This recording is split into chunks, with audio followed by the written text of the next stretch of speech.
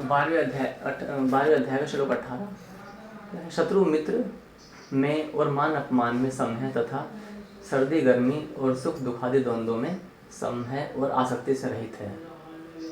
क्या है? आसक्ति से रहित है। तो इसका अर्थ क्या होता है? हमारे घर पर कोई ऐसा व्यक्ति आ जाए, हमारे सानिध्य में कोई ऐसा व्यक्ति आ जाए जिसको हम एक आंख भी देखना ना चाहते हों, होता है ना। आपने अपने संस्था में देखा होगा, यहाँ पे बहुत सारे शरणागति भी ऐसा सोचते हैं कि इसका सानिध्य, इसका संग मुझे अच्छा नहीं लगता है। यानी कि किसी व्यक्ति के सामने आते ही हमें प्रतिकूलता आती है और हम हमेशा क्या देखते हैं? दूसरों को देखते हैं। जैसे मैंने भी वाक्य बोला होगा ना, तो आपको सभी ऐसा लग रहा होगा कि हाँ, यदि उस व्यक्ति के सामने जाता हूँ तो उसको ऐसा लगता है कि मैं क्यों आ गया, ये क्यों आ गई। हम ये नहीं सोचते कि हमें भी वही लग रहा है। ध्यान देना, जैसे हमारी दृष्टि होती है वैसी सृष्टि में दिखती है। जैसी दृष्टि वैसी सृष्टि। हाँ, सामने वाले के अंदर कुछ नहीं है, हमारी दृष्टि में ही ईर्ष्या द्वेष है, तो हमें लगता है सामने वाला भी हमसे ईर्ष्या द्वेष करता है। इस संसार में आज तक का नियम है, आध्यात्मिक मार्ग में देखा जाए, जब से बाल्यावस्था को छोड़कर मेरी कहीं कला क्लेश नहीं हुआ। इतने राज्यों में रहा, इतने जनपदों में रहा, मेरी आज तक कोई गलती से कोई ऐसा एग्जाम्पल नहीं मिलता जहाँ मेरा कहीं किसी से कला क्लेश हुआ, झगड़ा हुआ हो। कुछ भी नहीं हुआ। क्यों नहीं हुआ? क्योंकि सबसे क्या है? समान भाव है ना। क्योंकि मेरे हृदय में किसी के प्रति ऐसा भाव ही नहीं रहता। सब में तो मेरे कृष्ण समाये हुए हैं। किससे मैं किसकी बातों को मैं बुरा मानूं, है ना। किससे मैं अपनी आसक्ति मोह ममता बढ़ाऊं? सब में तो मेरे ईश्वर हैं। तो जो मेरे ईश्वर हैं, तो कुल मिला के मैं उसके मूल रूप में ना जाऊं। अंश में आने से क्या लाभ? मैं उसके मूल में जाऊं। किस में जाऊं? मूल में, है ना। अंश में आसक्ति करने से भी क्या लाभ होगा? मूल में जाना चाहिए। कुत्ता बिल्ली मनुष्य पशु पक्षी देवी देवता ऋषि मुनि, ये सब क्या है? ये भगवान का अंश है ना। ये भगवान के क्या है? अंश है ये। तो इसलिए क्या समझना हमको कि शत्रु मित्र में जो हमारे भाव रहता है, ये शत्रु में। शत्रु कौन है? ये सारा हमारे मन का हम, है ना। हम अपने मन में ही सब शत्रु बन बैठे हैं। मन ही हमारा मित्र है और मन ही हमारा शत्रु है। 6 अध्याय श्लोक 5। उदरेदात्मनात्मनोमस्यात्मनात्मनो अर्थात मन ही हमारा शत्रु है और मन ही हमारा मित्र है। तो सर्वप्रथम क्या करना है? हमें ये शत्रु और मित्र भाव को ही क्या करना? हटा करके समान हो जाना। समान कैसे होंगे? अच्छा, यहाँ पर प्रश्न आता है कि यदि कोई आप पर हिंसात्मक प्रहार कर रहा है तो उसके लिए शास्त्र आपको अनुमति देता है। परमेश्वर कहते हैं कि ऐसी अवस्था में सर्वप्रथम से साम समझाओ कि हमें ना मारो, दान से कुछ लालच दो, आप प्रसाद खाओ, आप कपड़ा ले लो, थोड़ा धन वस्तु आदि ले लो, हमें छोड़ दो। आप भेद, है ना, उसकी किसी कोई आप यहाँ पे कोई राजनेता है, उससे आपको क्या कर सकते हो? उसको समझा सकते हो, पॉलिटिकल व्यक्ति से, या उसको कुछ भी, जो भी आपको वीक पॉइंट पता है तो आप बता सकते हो। देखो हम इसको सबको बता देंगे, ऐसा कुछ भेद लगा सकते हो। कूटनीति है भेद। और दूसरा क्या कर सकते हैं? अंत में भी ना माने तो आप उसको दंड दे सकते हो। सामदान भेद दंड, है ना। लेकिन इन सभी क्रियाओं में, ये क्रियाएं, इन सभी क्रियाओं में आपके मन में उसके प्रति क्या होने? सद्भाव होना चाहिए। शत्रुभाव मित्रभाव नहीं, क्या होने? सद्भाव। यदि आप किसी अनार्य को, किसी आतंकवादी को तत्क्षण, माने आपने कोई आतंकवादी खड़ा हुआ है, ठीक है, मशीन गन लेकर के, बंदूक लेकर अभी कनपट्टी पर लगाया हुआ है, आपके पास भी शस्त्र है और आप सोच रहे हो मैं समझाऊंगा, वो आपके मुख खोलते आपके मस्तिष्क में गोली मार देगा। तो ऐसे अवस्था में क्या करना है? तत्क्षण साम दान भेद संपन्न हो चुके, अब अंतिम अवस्था में आ जाइए। वो क्या है? दंड। आपके पास में शस्त्र है तो आप तुरंत उसको मार दीजिएगा। लेकिन किस भाव से? सद्भाव से, सर्वभूतित रहता। ध्यान देना, यदि वो आपको मारता है और आप भक्त हैं और भक्त को मारने का पाप उसे बहुत लगेगा, दया करो उसको। क्या करना है? यदि उसने किसी ब्राह्मण को मार दिया, ब्राह्मण अर्थात जातिगत नहीं, भगवत भक्त जो होता है वही ब्राह्मण है। बार बार मुझे बोलना पड़ता है कि कुछ व्यक्ति इसको अन्यथा ना ले लें। जो भगवत भक्त है, जो अपने जीवन को अपने इष्ट के लिए छोड़ चुका है, तो यदि आप ये चाहते हो कि उस आतंकवादी का उद्धार हो, उसका कल्याण हो, तो पलक झपकते ही उसको, उस भक्त के मारने से पहले उसका आपको क्या करना? उद्धार करना चाहिए, अर्थात उसको वध कर देना चाहिए। भारतीय संविधान भी हमें ये अनुमति देता है कि आत्मरक्षा के लिए यदि हम किसी का वध कर देते हैं तो वो हत्या नहीं मानी जाती है, क्योंकि आपने आत्म सुरक्षा के लिए किया है। पढ़िएगा संविधान को उठा करके। उस संविधान में अनेकों त्रुटियां हैं, कि शास्त्र सम्मत तो संविधान है नहीं, है ना। तो क्षणिक वो भारत का बना दिया क्षणिक काल के लिए, तो एक अलग चीज़ है, वो विषय अलग हो जाता है। तो शत्रु में आपको अच्छा आते हैं मित्र, तो शत्रु आया तब भी आपको शांत भाव से समान कि मेरे ईश्वर आए हैं।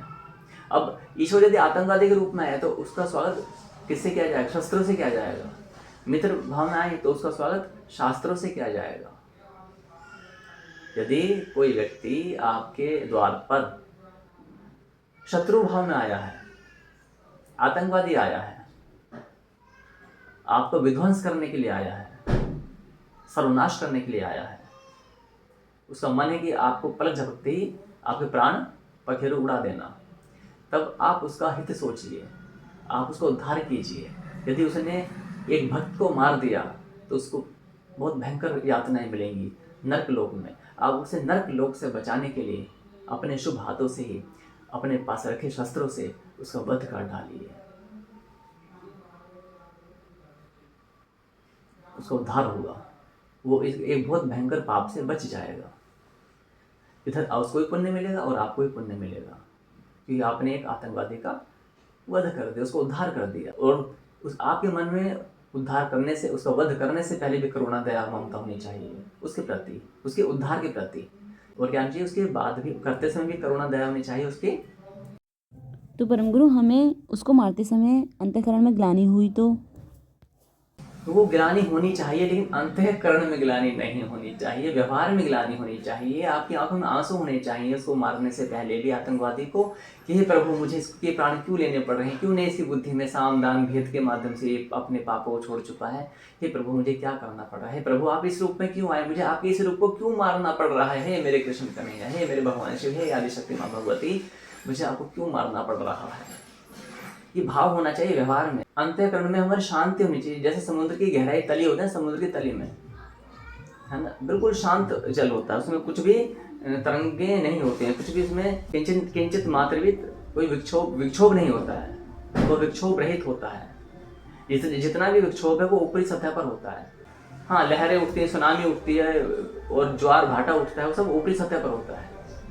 अंतःकरण में बहुत शांति होती है, अथाह शांति होती है। तो इसी प्रकार से लेकिन परम गुरु, यदि हमने किसी का वध कर दिया जैसे कि आपने बताया तो और यदि हमें उस चीज़ की अंतःकरण में हमारी ग्लानि हो रही है तो फिर क्या करना चाहिए? यदि वो अंतःकरण में आपकी ग्लानि हो रही है, आपने किसी का वध कर दिया और आपके हृदय के अंदर भी आपकी ग्लानि हो रही है कि मैंने इसे क्यों मार दिया, ठीक है, तो इसका कारण ये कि आपको भगवान के बनाए विधान में श्रद्धा कम है।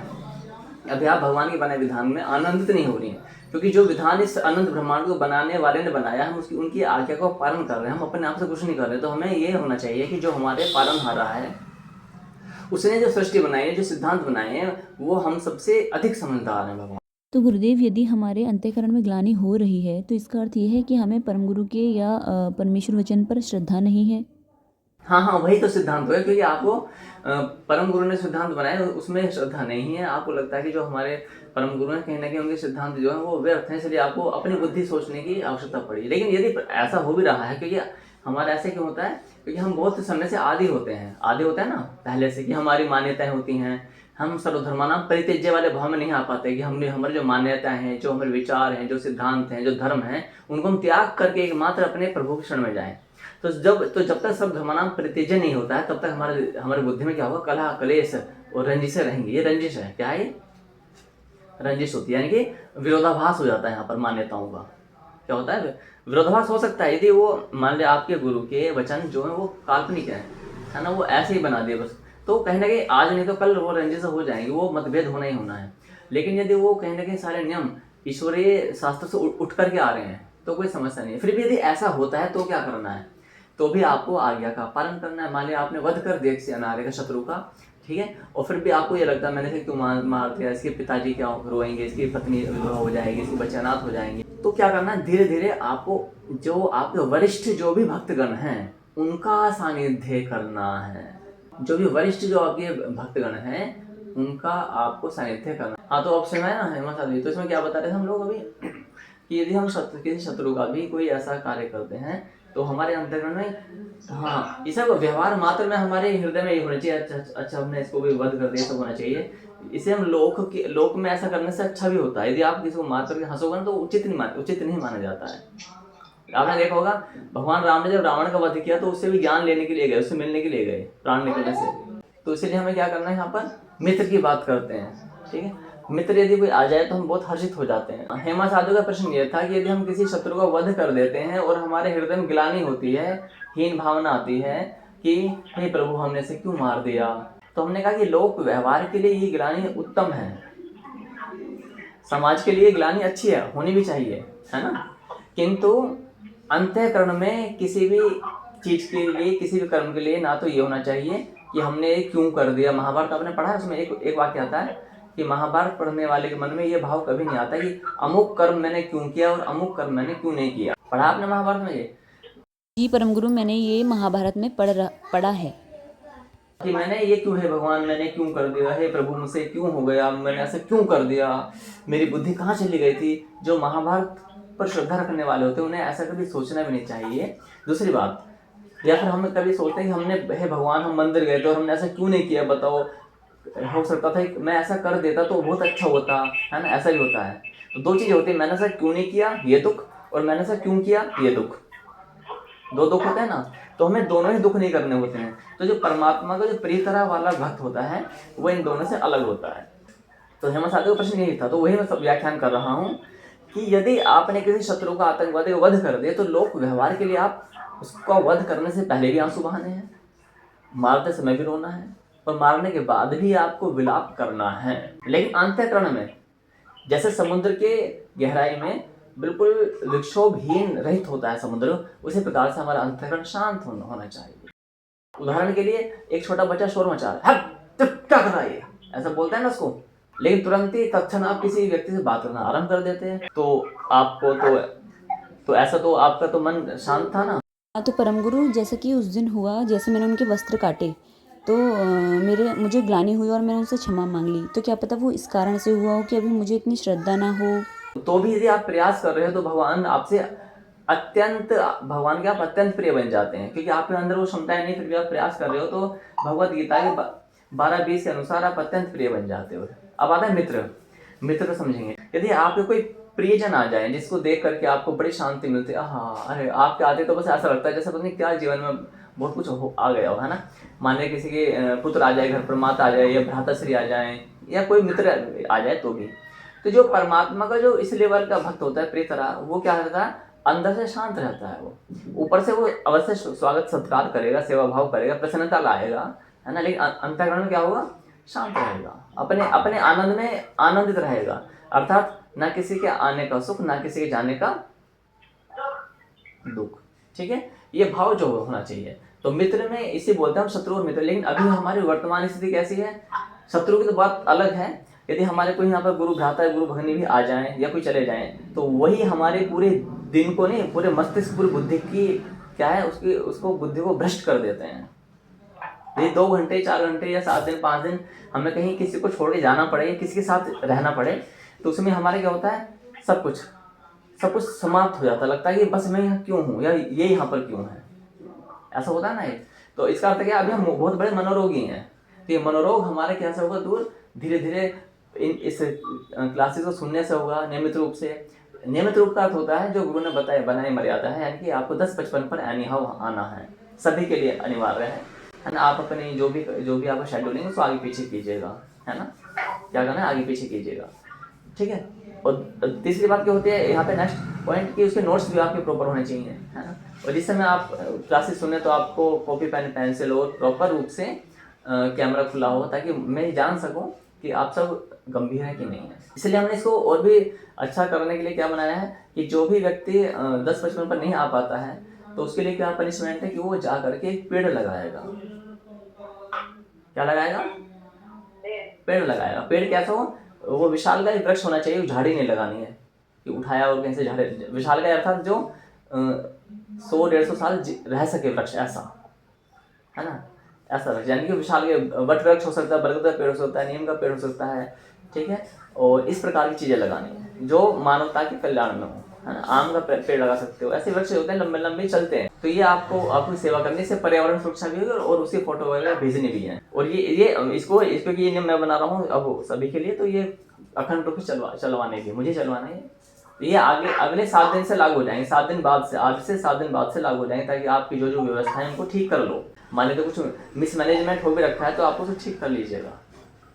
इस बीच में आप जहाँ भी उनको पहले बोलेगा भी हमारा, क्योंकि आपको ये नहीं पता कि इन कक्षाओं का मूल्य कितना है, ये आपकी जड़ है, और आप अपनी जड़ को काट करके पूरी बिल्डिंग खड़ी करने का प्रयास मत करो, बिल्डिंग गिर जाएगी एक ना एक दिन। तो यहाँ पर क्या होता है, शत्रु और मित्र में हमें सम होना है। तो ये आज से ही आप ही समझें, इसका अर्थ है कि आपको प्रतिकूल स्थिति में रहना चाहिए, ना कि अनुकूल स्थिति में रहना चाहिए।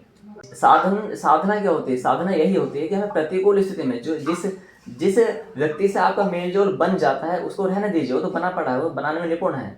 लेकिन जिस व्यक्ति विशेष से आपका मेलजोल नहीं बनता है, वो आपके क्या है, भक्त हैं, शरणागत हैं, तो आपको चाहिए कि उनसे मेलजोल बनाने का अभ्यास करना चाहिए। इतना विचार सुनते ही आपके माथा ना ठनक गया हुआ, इतनी मेरी बात सुनती है आप सबका माथा ठनक गया हुआ कि ये क्या कह रहे हो गुरुदेव आप। मैं जानता हूँ आपकी बुद्धि, इनके सारे तार है ना, उससे क्या है, एक तांडव वाला संगीत बज रहा होगा। कौन सा संगीत बज रहा होगा? तांडव वाला। वो सामान्य वाला संगीत नहीं, मधुर मेलोडियस सॉन्ग नहीं, तांडव वाला कि ये क्या कह दिया आपने। हाँ, वो संगीत सब बुद्धि की जितनी हुआ ना आपकी वाहिनी वेन्स, उन सब में संगीत आ रहा हो कि ये क्या कह दिया। हम तो एक पल ना रह सकें, है ना, हम तो एक पल ना रह सकेंगे। अच्छा, तो यहाँ पर क्या, शत्रु मित्र में समान भाव होना चाहिए कि आप अपने इष्ट के लिए जा रहे हो, किसी व्यक्ति विशेष के लिए नहीं जा रहे हो।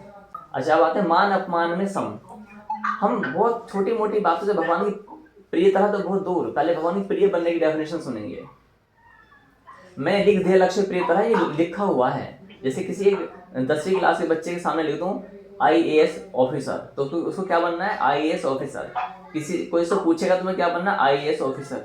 लेकिन IAS ऑफिसर की क्या योग्यता है, तो भगवान वो आपको अपने आप यहाँ पे खींच के लाएंगे, अपने आप से वो प्रक्रिया बनाएंगे। आपको गवर्नमेंट ने गोद ले लिया तो गवर्नमेंट आपको ट्रेनिंग देगी। आप गवर्नमेंट में तो एक ही जन्म होता है, भगवान के यहाँ क्या होता है, भगवान ने जब शाश्वत रूप में संस्था में आपको गोद लिया है भगवान ने, तो क्या हुआ है कि इस जन्म में ना से अगले जन्म में आप प्रेतरा बन जाओगे, प्रेतरा नहीं बने तो मोक्ष बन जाए। अब आगे सुनेंगे। तो मान अपमान में समान रहना है हमें। कोई अपमान कर दे, अपमान कौन कर रहा है पहले समझे मुझे इस बात को। मेरा एक व्यक्ति है राकेश, व्यक्ति क्या नाम है उसका, राकेश, ठीक है, ठीक। अब राकेश ने रमेश का क्या किया, अपमान कर दिया। तो राकेश के अंदर भी तो वही इष्ट है, मान लो शिव भक्त है, तो राकेश के अंदर शिव है, और मान लो मेरा ही अपमान किया राकेश ने, तो यदि मैं भगवान का प्रियतरा के भाव में हूँ, मैं भगवान के शरणागत के भाव में हूँ। आप म्यूट लगा लेंगे अपनी ओर से हेमंत आदमी। तो यदि मैं क्या हूँ, भगवान के शरणागत में हूँ, तो अच्छा आप समझेंगे यहाँ पर, मैं भगवान का शरणागत हूँ, तो मुझे इतना क्या ज्ञान नहीं कि मता प्रतम नानक किंचित धनंजय। भगवान कहते हैं मेरे अतिरिक्त संसार में कुछ है ही नहीं, मैं ही सब जगह विद्यमान हूँ। तो जो व्यक्ति मेरा अपमान कर रहा है वो भी तो मेरे शिव ही अपमान कर रहे हैं। तो यदि शिव मेरा अपमान कर रहे हैं, तो मुझे अपने शिव को आनंद देने में समस्या क्या, ये उच्चतम भाव क्यों नहीं आ पाता मेरे अंदर। मेरे शिव ने मेरा अपमान कर दिया, मुझे कुछ समस्या नहीं। भक्ति का परमोच्च अवस्था है, इससे उच्च अवस्था कुछ नहीं होती है। क्या अवस्था है, परम उच्च अवस्था, कि मेरे शिव ही तो मेरे अपमान कर रहे हैं, मेरे शिव ही मेरे साथ खेल रहे हैं, कोई बात नहीं। कोई आपका सम्मान कर दे तो मेरे शिव ही मेरे सम्मान कर रहे हैं, मैं इस योग्य तो नहीं। अपमान कर रहे हैं तो मैं इस योग्य भी नहीं, सब मेरे शिव की कृपा। कोई कृष्ण को मानता तो सब मेरे कृष्ण की लीला है, सब उनकी कृपा है। कोई माँ भगवती को मानता तो मेरे माता रानी। और माता रानी के भला किसका अपमान करेंगे, अरे वो तो जननी है। मेरी माँ ने मेरा अपमान कर दिया, उनको अच्छा लग रहा है तो समस्या क्या। मेरी माँ ने मेरा कोई सम्मान कर दे, आपको बोले आप तो अवतार हो, आप तो भगवान हो, आपके मुख पर तेज, ये सब बातें होती हैं सामान्य जगत में ना। कोई असामान्य भौतिकवादी मनुष्य आपको देखते बोलेगा अरे भाई आप तो मुख पर तेज था, ये था वो था, है ना। तो आप बोलोगे हम लाइट बंद करते हैं तो हमारे तो घर में प्रकाश नहीं होता, बल्ब जलाना पड़ता है, वो तेज दिखता क्यों नहीं। तो बात समझ रहे, इसलिए भी प्रैक्टिकल। तो आपको क्या करना है, सम मान अपमान में सम रहना है। ऐसा नहीं कि बस किसी ने आज हमारा क्या है कि बस कोई आपको ये आपकी भागवत में भी आता है, तू आपको किसी ने नमस्कार भर नहीं किया बस हो गया अपमान। और ये होता है, मैंने सुना है यहाँ पर भी, ये वो तो हमसे नमस्ते नहीं करते हैं। अरे भाई तुम छोड़ो ना इन सब बातों के लिए, आपको नमस्ते क्यों करवाना, अच्छी बात है नमस्ते नहीं करते, बोले मेरा नमस्ते करते हैं, अच्छी बात है आपको नमस्ते करते, इसलिए गुरु बैठे हुए हैं, वो उनका कार्य है ना। अच्छा नमस्ते नहीं करते तो उनका अहंकार है, भगवान का भोजन क्या अहंकार है, भगवान अपने आप उसको खा जाएंगे और क्या करेंगे। लेकिन यदि किसी ने मेरा नमस्ते नहीं किया और मैं बस फैल गया, इसने नमस्ते भर क्यों नहीं किया, वही चीज़ हानिकारक है। तो इसलिए मान और अपमान इन सबसे में बहुत दूर रहना चाहिए। न मान में बहुत अधिक हर्षोल्लास में नहीं भरना है, और अपमान में हमें कुंठित नहीं होना है। मन में क्या है, द्वेष नहीं भरना है कि द्वेष भर गया उसके प्रति, ऐसा नहीं होना चाहिए कदापि। समान में सम है, तथा सर्दी गर्मी सुख दुखादि द्वंद्वों में सम है। इसका अर्थ समझेंगे, सर्दी गर्मी और सुख दुख। सर्दी पड़ रही है, बहुत भयंकर सर्दी पड़ रही है, तो अब आपसे बोले कि कंबल न ओढ़ो, आप बोले कि कंबल नहीं ओढ़ना है, और आप यदि लेह लद्दाख में जा रहे हैं तो आपको कोई सूट, रेनकोट, ऐसी कुछ चीजें, कपड़े जो भी सूट होता है वो सब नहीं पहनना है। ट्रैक सूट होता है वहाँ पर, आपको धोती में ही रहना है, ऐसा नहीं है। यदि आपको ठंड लग रही है और आप भगवान की सेवा में उतरे हुए हैं, और आपको पता है कि यदि मैं एक माँ का एक बच्चा है, समझना, एक माँ का एक बच्चा है, और माँ अपने बच्चे के लिए कहीं बाहर जा रही है, उसको पता है कि मेरा बच्चा है, यदि मैं बीमार पड़ जाऊंगी तो मेरे स्तन का पान करेगा, वो भी बीमार पड़ जाएगा। यानी कि आपके आश्रित जन हैं कोई ना कोई। यदि आप एकल भक्ति, आप अकेले हो, आप इस संसार में नहीं हो, आप गुफा में रह रहे हो, आप वृंदावन में ऐसे ही फिर रहे हो, आप कहीं पर ही हो ना, वो वैरागी वाला जीवन जो होता है तो इस प्रकार का है, तो उसमें आप कर सकते हो इस प्रकार की प्रक्रियाएं। जैसे एक बार सन 2010 के आसपास मेरा भी था कि मुझे प्राण त्यागने ही है, बस मृत्यु की तैयारी मृत्यु की प्रतीक्षा चल रही होती है, मृत्यु आए, कोई चिंता नहीं होती उसमें। तो उस अवस्था में आने पर तो समस्या नहीं। लेकिन यदि आपको जानकारी है कि मेरे ऊपर, मेरे पूरे 800 करोड़ व्यक्तियों की उत्तरदायित्व है मेरे ऊपर, भगवान ने कहा ना कि क्या कहा है भगवान ने, या इदम परमं बोधयन, या इदम परमं गुहं मद भक्तेषु धास्यति, मद भक्तेषु धास्यति, मेरे भक्तों से कहेगा। उत्तरदायित्व आपके भगवान कृष्ण ने डाल दिया है। देशांतर में जाके क्या करना है, शिवलिंग की उपासना करनी है, उत्तरदायित्व डाल दिया गया। नहीं डाला क्या, तो फिर क्या हुआ, इसका अर्थ क्या है, आपको स्वस्थ रहना है। यदि आप अस्वस्थ हुए तो शिवलिंग, देशांतर में जाकर के शिवलिंग की उपासना कौन करेगा। यदि आप अस्वस्थ हुए, है ना, तो क्या आप भगवत वचन को किसी को सुना पाओगे, नहीं सुना पाओगे। तो सर्दी गर्मी में सुख, इसे समझना है। सर्दी पड़ी आपकी, बहुत अधिक सर्दी हो रही है, सारे उपाय करने के पश्चात भी आपको ठंड लग रही है, तो भी आपको सेवाओं का परित्याग नहीं करना है। गर्मी है, बहुत भीषण गर्मी है, संपूर्ण उपाय करने के बाद भी आपको क्या लग रहा है, बहुत गर्मी लग रही है, लेकिन सेवाओं का परित्याग नहीं करना है। सेवाएं क्या है, वो अपनी सतत प्रक्रिया में चल रही हैं। सर्दी आए गर्मी आए, ये होता संभाव। इसका उपाय करना है शरीर को स्वस्थ रखने के लिए। ऐसा नहीं कि आप ज्वालामुखी में जा रहे हो और बोले वहाँ चल के भस्म हो जाओ, ये नहीं। ग्लेशियर में जा रहे हो नंगे शरीर, अब कोई आपसे बोलेगी, जो भगवान के भक्त होते हैं वो तो ग्लेशियर में भी नंगे बैठे रहते हैं, ऋषि मुनि हमने देखे हैं। उनको भगवान ने एक अलग उत्तरदायित्व दिया है, आपको उत्तरदायित्व अलग है। आपके गुण कर्म स्वभाव अलग हैं, उनके गुण कर्म स्वभाव अलग हैं। Try to understand. यहाँ पर जो भक्ति का भगवान ने सरलता क्यों बताई है, अपने गुण कर्म स्वभाव योग्यता क्षमता के अनुसार हम करते हैं। हाँ, प्राथमिक जो चीजें होती हैं वो सब एक जैसी होती हैं। जैसे विद्यालय में आप जाओगे, किसी विद्यालय में जाते हो तो प्राथमिक चीजें क्या होती हैं, आपकी वेशभूषा एक जैसी होगी। हाँ, ऐसा हो सकता है कि 10th तक की यूनिफॉर्म वालों की 12th तक की अलग हो सकती है, या फिर आर्ट साइड वालों के बच्चों की, कुछ जो भी नियम बनाए उन्होंने, ठीक है। मान्यता आप एक ही संगठन, एक वर्ग विशेष की व्यक्ति हैं, तो आपकी वेशभूषा सब एक होगी, आपकी क्लास का टाइम भी एक सब एक जैसा होगा, आपको होमवर्क भी एक जैसा मिलेगा।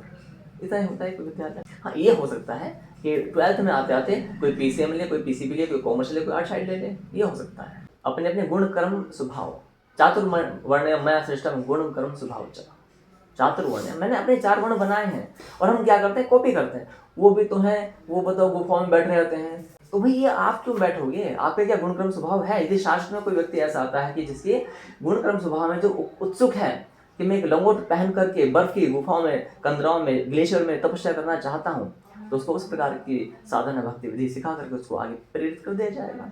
किंतु ये भी बता दिया जाएगा कि भगवान इससे प्रसन्न नहीं होते हैं। ये आपकी हठ धर्म की तपस्या है। आप कुछ पाना चाहते हो, क्यों पाना चाहते हो, भगवान ने तो नहीं कहा कहीं कि तुम पाना चाहो। बोले मैं सिद्धियां पानी है, क्यों पानी है, मैं समाज का भला करना चाहता हूँ। भगवान ने कहा कि इस प्रकार से समाज का भला कीजिएगा। भगवान ने भला करने के लिए क्या बताया, पहले एक खड्डे में डूबा हुआ व्यक्ति, 30 फीट गहरे खड्डे में पड़ा हुआ व्यक्ति, 30 बाई 3 फीट का खड्डा है, और दूसरा व्यक्ति भी पड़े हैं और 30 बाई 3 फीट के खड्डे में पड़ा हुआ व्यक्ति क्या कहता है कि मैं सब पूरे समाज को बचाऊंगा। अरे मूर्ख आत्मा, पहले अपने आप को बचा, उस स्तर पे लेकर के आ। और वो विधि क्या है, वो परमात्मा ने बताई है। तो भगवान ने क्या बताया कि दो तीन विधियां बताई सामान्य रूप से। एक तो मुझसे प्रेम करके वास्तु वेशभूषा भाषा भोजन भाव बदल करके मेरी वाणी का प्रचार प्रसार करो, भगवद गीता में कहा गया है। भगवान शिव ने क्या कहा है, इसी प्रकार से वास्तु वेशभूषा भाषा भोजन भाव आदि बदल करके निष्काम भाव से देशांतर में जा करके शिवलिंग की उपासना करो, अर्थात मंदिर बनाओ। सामान्य प्रक्रिया है। ज्ञान दो, भगवान कृष्ण ने क्या ज्ञान दो अर्थात गुरुकुल बनाओ। और गुरुकुल और ज्ञान इन दोनों चलाने के लिए क्या होता है, मंदिर को चलाने के लिए गौशाला स्वाभाविक होती है, वो पालन पोषण करने के लिए आवश्यक होती है। तो मंदिर, गुरुकुल, गौशाला। तो यहाँ पर क्या, सर्दी गर्मी सुख दुख आदि द्वंद्वों में सम रहना है। आप कहीं सेवा कर रहे हो, आज बहुत ठंड हो रही है, आज हम नहीं चाहते, ये सब नहीं चलता है भक्ति में। यानी क्यों नहीं फिर छुट्टी मारते हैं। ये रेलवे वाले होते हैं, सर्दी हो गर्मी हो बरसात हो बाढ़ में ट्रेनें लेकर के जाते हैं। इनको पता होता है कि बाढ़ आ रही, समुद्र के ऊपर भी ट्रेन जाती है, पता है उसमें रामेश्वरम में कन्याकुमारी तरफ चलती है। सोचो, फ्लाइट उड़ते हैं, उड़ते नहीं उड़ते, हवा में तैरते हैं लोग, बताओ। और हम हल्की गर्मी से आए हो, बस अपने शरीर को हम इतना योग्य बनाना है, सुबल बनाना है, ताकि हम इन सब वेगों को सहन कर सकें, योग अभ्यास करके, प्राणायाम करके। ऐसा नहीं बिल्कुल ही बस खाया पिया ऐसे। आपको पता है धार्मिक व्यक्ति अधिकांश बीमार क्यों पड़ते हैं वर्तमान युग में। पहले में आप देखो द्रोणाचार्य सब युद्ध कर रहे हैं, भगवान कृष्ण युद्ध कर रहे हैं, और अब हम क्या कर रहे हैं, एक पत्थर भी हमसे उसका थ्रो भी ना फेंका जाए ढंग से। यदि मैं बोलूँ एक ईंट फेंको तो वो फेंकी ना जाए। शरीर को हमने कैसा बना लिया, क्या भक्ति कर पाएंगे हम। आप युवा हो तो आपका कर्तव्य क्या बने, शरीर को इस क्षमता में, सर्दी गर्मी सुखों में, सुख दुख आदि द्वंद्वों में। सुख का अर्थ है क्या है, आप किसी के घर में किसी का जन्म हो, ओह वो जन्म हुआ, अब वो क्या है, कॉन्ग्रेचुलेशन सेलिब्रेशन चल रहा है, सब कुछ चल रहा है, आनंद उत्सव पर्व हर्षोल्लास मनाया जा रहा है। लौकिक व्यवहार का अच्छा लगता है, ये शरणागत के लिए है। सामान्य जन की बात छोड़ दीजिएगा, अंत ज्ञान है। और वहीं पर क्या होता है कि किसका ध्यान हो जाता है और बस अपना आपा शुद्ध बुद्ध खो बैठे। अब आप सोचो शरणागत यदि हमसे पूछे कि गुरु जी, परम गुरु, ये मेरे बहुत प्रिय थे, मेरी माता थी, मेरे पिता थे, मेरे पति थे, मेरी पत्नी थी, पुत्र थे, इनका देहांत क्यों हो गया, इतनी बुरी तरह से क्यों हो गया, ये क्या पूछ रहे हो आप। जन्म मृत्यु जरा व्याधि, मृत्यु हटा सकते हैं, ये सामान्य भौतिकवादी व्यक्ति बात करता है तो समझ में आती है। भावुक हो गए, शरणागत भक्त भावुक हो गया, इसका अर्थ था वो शरणागत अभी था ही नहीं, अभी था नहीं, अभी सब परिस्थितियां उसे प्रभावित कर रही हैं, उसे अभी उनके इष्ट प्रभावित नहीं कर रहे हैं। अच्छा, ये बहुत ही जल्दी से एग्जाम्पल देता हूँ। एक क्या है, एक लड़के को लड़की से प्रेम हुआ या लड़की को लड़की से प्रेम हुआ, अब उसके घर पे चाहे कोई मरे, जहर खाए, कुछ भी करे, वो इतने उस काम वासना के वशीभूत होकर जिससे वो प्रेम मान बैठे हैं, वो प्रेम नहीं है, वासना जनित प्रेम है, ठीक है, आकर्षण मात्र है। तो उस आकर्षण में इतने वो अंधे हो जाते हैं कि अपने घर का कुछ भी उन्हें नहीं रहता है आभास कि उनके माता पिता वो कुछ भी करें, इवन मरी क्यों ना जाए, है ना, कुछ भी उन प्रभाव नहीं पड़ता है। और हम भगवान की भक्ति करते हैं। दूसरा उदाहरण देता हूँ, एक भारतीय सैनिक, उसके घर में कोई भी कमाने वाला अर्थात सहारा आदि नहीं है, बूढ़े माता पिता हैं, नवविवाहित दुल्हन है, बच्चे हैं, 1-2 बच्चे हैं छोटे छोटे, गैयाँ हैं। वो निर्धन परिवार से अपनी मेहनत करके, परिश्रम करके आर्मी में भर्ती हुआ, और वहाँ पर क्या है, उसको जानकारी कि मैं जहाँ जा रहा हूँ युद्ध होने वाला, लेकिन वो भी हर्षोल्लास के साथ में भारत माता के लिए अपने प्राणों को बलिदान कर देता है। क्या एकदम पीछे हटता है वो भारतीय सैनिक। मुझे अन्य देशों का कोई ज्ञान नहीं इतना सैनिकों के बारे में, लेकिन भारतीय सैनिकों का जो मैंने इतिहास, शौर्य, बलिदान, वीरता जो पढ़ी, अध्ययन किया, उनको अकल्पनीय है, अद्वितीय है, उसके जैसा वो दूसरा है नहीं। तो वो प्रेम भी तो हुआ ना, एक राष्ट्र प्रेम जो होता है, देश प्रेम होता है, और हम तो भगवत प्रेम में आ रखे हैं। ये भगवत प्रेम कैसा है, अभी तो आपने कुछ पढ़ा भी नहीं है, और तुम देखोगे ना सब कुछ लूट पिट जाता है, और लोग उसको थ्रेट देते हैं, धमकियां देते हैं, तेरी इस माता को हम चीर फाड़ कर देंगे, जो करना कर। हाँ, जो डिफेंस में जो हाई पोस्ट पर होते हैं ना, उनको जब थ्रेट दी जाती है तो उनके साथ कर भी दिया जाता है, बाई चांस ऐसा उनके परिवार को टॉर्चर किया जाता है। इतिहास में कई बहुत सारे अन्य को ऐसे उदाहरण है, आपको पढ़ेंगे तो अध्ययन करेंगे, मिल जाता है कहीं ना कहीं। किंतु उन्होंने एक पल के लिए भी अपने मातृभूमि से इतना अथाह परम प्रेम किया, पूरे बलिदान अपने पूरे परिवार को झोंक दिया। परम गुरु, उनको टॉर्चर क्यों किया जाता है?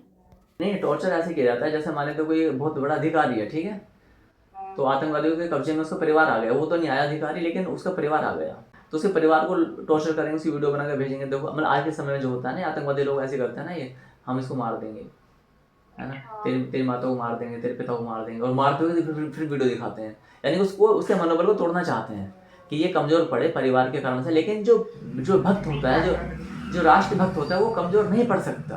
और जो कमज़ोर पड़ जाए, जो टूट जाए, वो जुड़ा ही नहीं है। आप समझ रहे हो मेरी बात? ऐसे व्यक्तियों की कहीं किसी की कोई आवश्यकता नहीं होती संसार में। जो व्यक्ति पलक झपकते अपना निर्णय बदल दे, दृढ़ निश्चय, अभी आपने श्लोक में पढ़ा था, दृढ़ निश्चय का अर्थ क्या होता है? दृढ़ निश्चय, जो सोच विचार भली भांति चिंतन मंथन कीजिएगा, तब जाकर के आप आर्मी ज्वाइन कीजिएगा। तो उनको बहुत प्रताड़ित किया जाता है, उनकी स्त्रियों को ये आतंकवादी लोग होते हैं, बहुत टॉर्चर करते हैं कि तुम यहाँ के ब्रिगेडियर हो, कर्नल हो या मेजर हो, जो भी हो आप यहाँ पर, तो आपको क्या करना है, हम इसको मार देंगे। तो सैनिक क्या बोलता है, आपको जो करना है कर लीजिएगा, मैं अपनी मातृभूमि की रक्षा के में 1 इंच भी अपने चरण पीछे नहीं हटाऊंगा। इसमें वही वाक्य लागू होता है, क्या है? सर कटा सकते हैं लेकिन सर झुका सकते नहीं। संसारी जो भक्ति होती है उसकी बात बता रहा हूं। और हम कैसे हैं, जरा सा दुख आया, दुख पड़ गया, क्यों दुख हो? ये तो दुख, इस दुख और सुख चलता रहता है ना। तो द्वंद्व में जो सम है और आसक्ति से रहित, आसक्ति भी नहीं होनी चाहिए। आसक्ति अर्थात, आसक्ति मैं आगे बताऊँ उसमें आगे, हाँ अगला श्लोक आ रहा आसक्ति का, यहाँ तक स्पष्ट हुआ।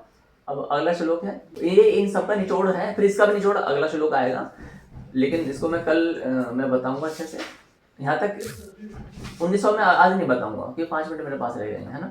तो इससे संबंधित कोई प्रश्न है आपका तो पूछ लीजिएगा सभी।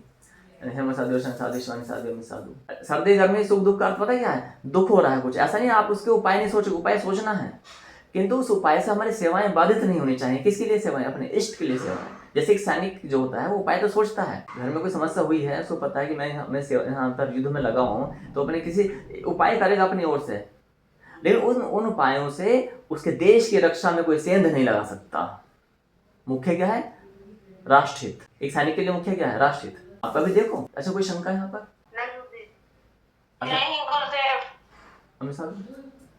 अर्चना साधनी कोई भी शंका नहीं, सारे आप परम ज्ञानी हैं, तो मुझे अचंभा हो गया। तो फिर शंका होनी चाहिए नहीं, परम हाँ म्यूट लगा लेंगे। अच्छा तो फिर कुछ ना कुछ बात है तो कोई प्रश्न पूछेगा तो कोई शंका है ऐसे कुछ, फिर आप बाद में पूछते हो ना। यहाँ पर मैं थोड़ा एक्सप्लेन कर देता हूँ दोबारा से। शत्रु मित्र और मान अपमान जो मैं अपने संस्था में दिखाई देता है, इस पर ध्यान देंगे, है ना। इन सब चीज़ों को, ये भक्ति में क्या है, आपको बहुत बड़ी अड़चन खड़ी कर देगी। आप अपने इष्ट के लिए आए हैं, है ना। किसके लिए आना? इष्ट के लिए। सबको सुख देने की भावना होनी चाहिए, बदले की भावना ना हो कि मैंने इसको सुख दिया, मैंने 10 दिन इसके झूठे बर्तन मांजे हैं तो ये भी मेरे 1 दिन झूठे बर्तन मांजे। मैंने इसके सिर में तेल लगाया तो ये भी मेरे सिर में तेल लगाए। मैंने भी इसके अनुसार बोले गुरु जी कि मैंने बाल काटे तो बोले गुरु जी मेरे बाल काटे। तो बदले वाली सेवा नहीं होनी चाहिए, है ना। ये सेवाएं क्या है? ये सेवा नहीं है। जैसे हम रोटी बनाने जाएंगे तो हमारे लिए भी रोटी बना सकते हो। हाँ, इसे बोलते हैं प्रत्युपकार की भावना। उपकार कर दे, प्रत्युप उसका भी उपकार, वो भी हमको उपकार, ऐसा नहीं चलता है। ये सामान्य स्तर की, ये तो भौतिकवादी बुद्धि होती है। ये जो मोक्ष वाले व्यक्ति होते हैं उनकी बुद्धि ऐसी नहीं होती है, इतनी सामान्य। शत्रु और मित्र सबके साथ समान भाव होना चाहिए। व्यवहार जो होता है हमारा कैसा, समान व्यवहार होना चाहिए। स्पष्ट है? कैसा हमारा समान व्यवहार, तो बहुत अच्छा लगता है उसमें। प्रयास एक होने में तो समय लगेगा। हाँ समय लगेगा, लेकिन ऐसा है ना, एक बच्चा 10वीं पास कर रहा है, बोले 10वीं पास करने में मैं 8 साल लगाऊंगा, तो समय लगेगा, लेकिन उस समय की एक लिमिटेशन होनी चाहिए, कितना टाइम लगेगा। इससे क्या होता है पता है? टारगेट फिक्स करने से क्या होता है कि हम अपने उस समय लगने की प्रक्रिया के प्रति डेडिकेटेड हो जाते हैं। भाई मुझे इतने समय में ये कार्य करना ही है, लेकिन जहाँ पर ना डेडलाइन है ना टारगेट है, वहाँ पर क्या होता है, वो अनवरत रूप से शिथिल आलस्य और प्रमाद में तमोगुणी का सहारा लेकर के वो व्यक्ति पूरा जीवन बिता देता है। हाँ, संपूर्ण जीवन उसका ऐसे प्रमाद में। आप लक्ष्य रख दो कि इतने टाइम में आपको ये कार्य करना है। अब देखो वहाँ पर कैसी तेजी आ जाएगी काम में, है ना। और जैसे हमारे विधान में भी लिखा हो कि हम सब व्यावसायिक रूप से कार्य करें, तो व्यवसाय इन द सेंस कॉर्पोरेट यानी कि प्राइवेट सेक्टर, वहाँ पर टारगेट भी होता है, डेडलाइन भी होती है। आपको ये डिजाइन बनाना है तो बनाना है कितने दिन में? 3 दिन में। आपने बोला कि सर में 4 दिन लगेंगे, हाँ ठीक 4 दिन ले लीजिएगा। इन 14 दिन चाहिए। वो बोलेंगे आप अच्छा डिजाइन बनाइए, भले 5 दिन में ले लीजिएगा, अच्छी कंपनी होगी ना वो आपको 5 दिन में देगी, लेकिन 5 दिन चाहिए, है ना। और वो जो समय सीमा मांगी जाती है वो ऐसा नहीं कि कोई व्यक्ति बोले कि डिजाइन चाहिए, बोले कितना 1.5 साल लगेगा, ऐसा तो नहीं होता ना। तो न्याय संगत समय सीमा मांगी जाए, तो आप भी अपने हृदय में अपनी न्याय संगत समय सीमा और उसके प्रति फिर आप समर्पण भाव से आप अध्ययन कीजिएगा। मान लेते हैं कि हमारे ये क्या है, शत्रु मित्र, और इसमें क्या क्या चीज़ें आप पढ़ सकते हो, क्या क्या कहाँ से सीख सकते हो। आप देखिएगा कि आपके गुरु क्या कर रहे हैं, परम गुरु क्या कर रहे हैं, है ना। आपके परम गुरु क्या कर रहे हैं, ये भाव आपका होना चाहिए। ठीक है, तो मैं यहाँ पर विराम लगाना चाहता हूँ और आशा करता हूँ कि आपको ये वृत्तांत समझ में आएगा। मैं यूट्यूब पर डाल दूँ उसको। बहुत बहुत धन्यवाद। एक बार ओम बोलेंगे।